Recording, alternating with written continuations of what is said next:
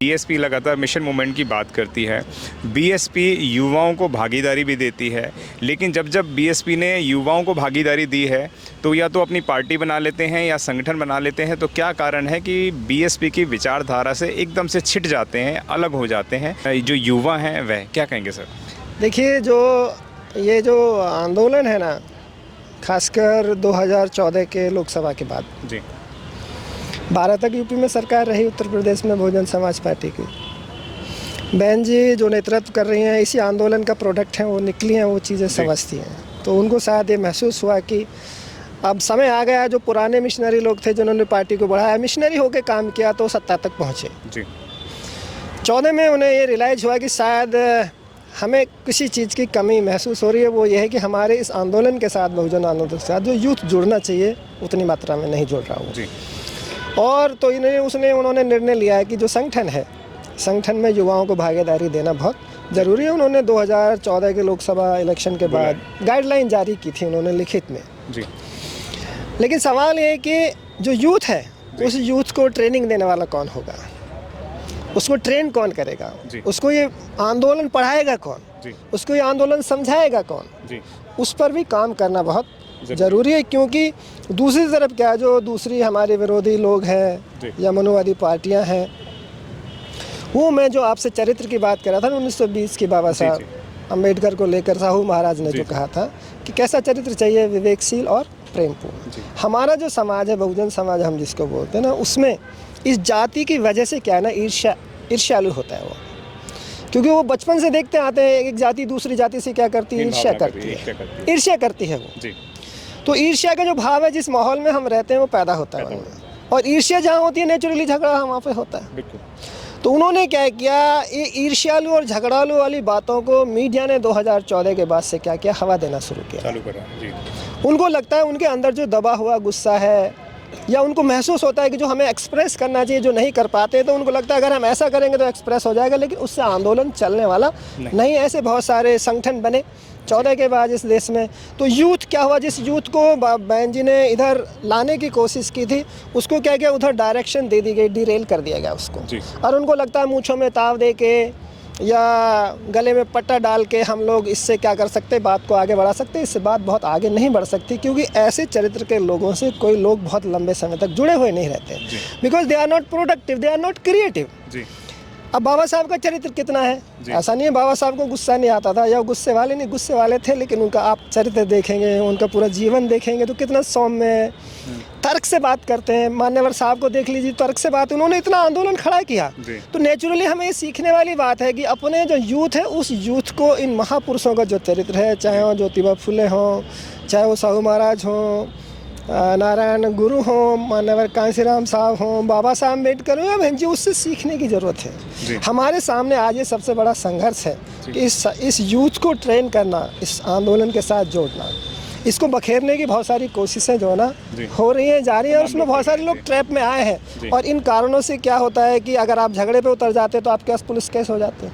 एक बार अगर किसी यूथ के खिलाफ 20 साल या 16 साल 18 साल 21 साल में अगर कैरियर, उसका पूरा कैरियर क्या हो जाता है, ख़त्म हो जाता है, उसको कोर्ट कचहरी के चक्कर काटने पड़ते हैं।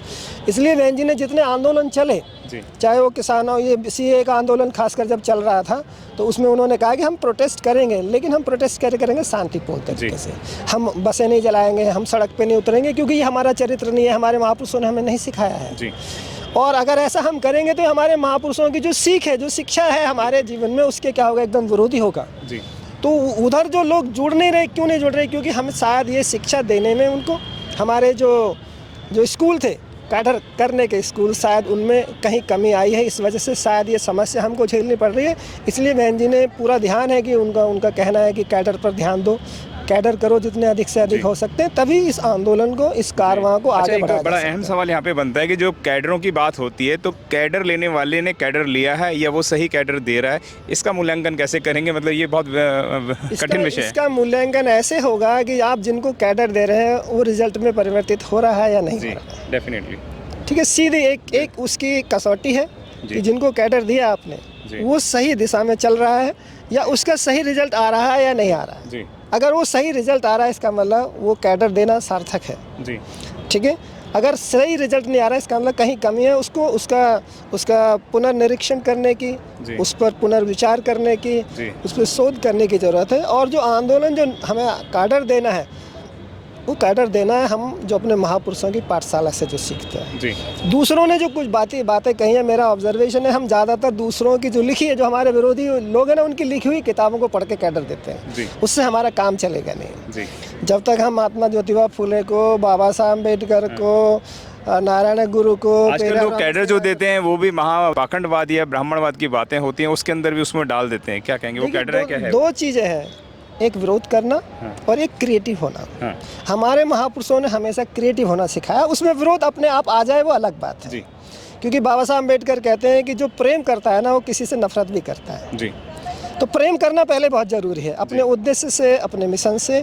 तो जो क्रिएटिव काम करेगा, प्रेमपूर्ण होकर काम करेगा, नेचुरली उससे गलत करने वालों से नफरत होगी। लेकिन हम में से ज़्यादातर लोग क्या करते हैं, क्योंकि इस प्रताड़ना का शिकार है, भेदभाव का, जातिवाद का शिकार है, तो उनको क्या है ना, वो आलोचना ज़्यादा करते हैं पहले। और उस आलोचना कोई किसी बात का समाधान नहीं है। आलोचना एक जगह तक ठीक है, लेकिन आप रास्ता नहीं बताओगे। माननीय कांसीराम साहब क्या करते थे, those who oppose they have to propose, कि जो अगर आप किसी का विरोध करते हैं तो आपको प्रपोज भी करना है, आप सही बात क्या करना चाहिए। तो प्रपोज आएगा कहाँ से? महापुरुषों की शिक्षा से, कि हमें करना क्या है। अगर सामाजिक परिवर्तन की आंदोलन को चलाना तो कैसे चलाना, उनका जीवन हमको सिखाता है।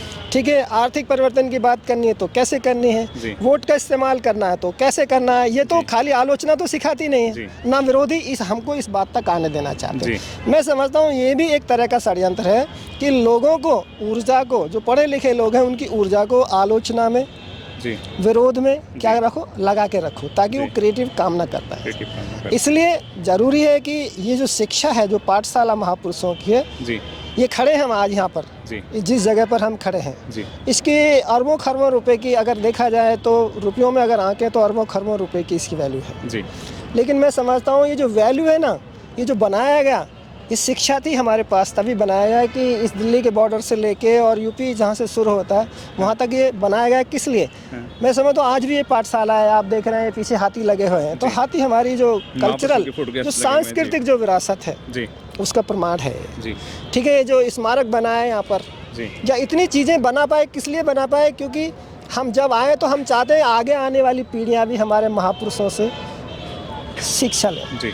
ये अनकही बात है, जो भी यहाँ आता है वो यहाँ आके सीखता है, और वो देखता है, ये प्राइड भी फील करता है कि हमारी सरकार थी और उस सरकार ने क्या किया, इतने बड़े बड़े काम किए। जो महापुरुष जमीन में गाड़ दिए गए थे, दबा दिए गए थे विरोधियों के द्वारा, उनको हमारी जिम्मेदारी थी कि हम बाहर निकाल के खड़ा करें उनको। जो यहाँ मूर्तियाँ लगी हैं इतनी, वो तो लोग, नए बच्चे भी पूछते नहीं ये कौन है। तो ये बाबा साहब अम्बेडकर इन्होंने क्या किया, नारायण गुरु ने क्या किया, कबीर साहब ने क्या किया, फुले साहब ने क्या किया, कांसीराम जी ने क्या किया, अभिहन जी ने क्या किया। तो आने वाली पीढ़ियाँ इस बात को क्या रखेंगी, याद रखेंगी। और ये तभी हो पाया संभव जब इस आंदोलन का जो प्रोडक्ट है, उन्हीं को ये शिक्षा है, उन्हें करना क्या है। उनके पास एक खाका है ना, बाबा साहब अम्बेडकर बना के देके गए कि आपको मार्ग बना के गए। वो मार्गदाता इसलिए कहा जाता है उनको कि आपको इस मार्ग पर चलना है, और जो इस मार्ग पर चले हैं, उनके बताए हुए मार्ग पर, उनके जीवन में परिवर्तन स्पष्ट दिखाई देता है, उनके जीवन में प्रगति स्पष्ट दिखाई देती है, उनके जीवन में उत्थान स्पष्ट दिखाई देता है। आप देखेंगे जितने लोगों से आप मिलते होंगे, वो सब परिवर्तन की या आगे बढ़ने की, मानवता की बात पर करते हुए या उस राह पर चलते हुए दिखाई देते हैं। और जो मानवता की बात पर चलेगा, जो लोगों के विकास की बात करेगा, उत्थान की बात करेगा, नेचुरली वो जीवन में आगे बढ़ेगा, चाहे उसे कितनी भी परेशानियाँ हों। और आज ऐसे लोग जिनको अछूत समझा जाता था, जिनको कोई पास खड़े नहीं होने देता था, उन्होंने उनके रास्ते पर चलकर ये उन्नति की है। नहीं तो इस इलाके में आप कहाँ देख सकते थे, इधर ये नोएडा का इलाका है, वीआईपी इलाका है, इस इलाके में आप कल्पना नहीं कर सकते थे कि यहाँ आ भी जाए, देख भी लें।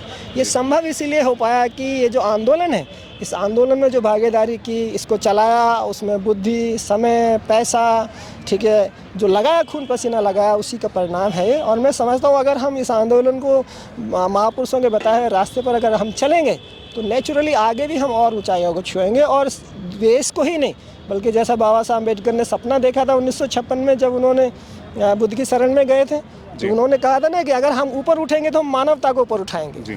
तो जो लोग गरीबी में, सामाजिक प्रताड़ना में, जातिवाद की दलदल में जो सड़ान में फंसे हुए हैं ना, उनको उस बदबू से निकालेंगे तो मानवता का फूल खिलेगा डेफिनेटली। तो नेचुरली जो इस रास्ते पर चलेगा वो आगे बढ़ेगा, उसे कोई रोक नहीं सकता, क्योंकि कुदरत भी उसका साथ देगी। जिसका आपको था बेसब्री से इंतजार, बहुजन समाज का ऐतिहासिक कैलेंडर 2025 अब आपके बीच आ गया है। आप अपना कैलेंडर आज ही बुक करवाएं। आप मुझे मेरे नंबर पर कॉल कर सकते हैं या अपना कैलेंडर बुक कराने के लिए मुझे व्हाट्सएप भी कर सकते हैं। मेरा नंबर है 9910886670। आप मुझे अभी कॉल करके अपना कैलेंडर बुक करा सकते हैं। अगर आपने अभी तक हमारा चैनल सब्सक्राइब नहीं किया है तो सब्सक्राइब करें और घंटी का बटन बिल्कुल भी दबाना ना भूलें, ताकि सभी लेटेस्ट खबरें पहुंच सकें आप पे सबसे पहले।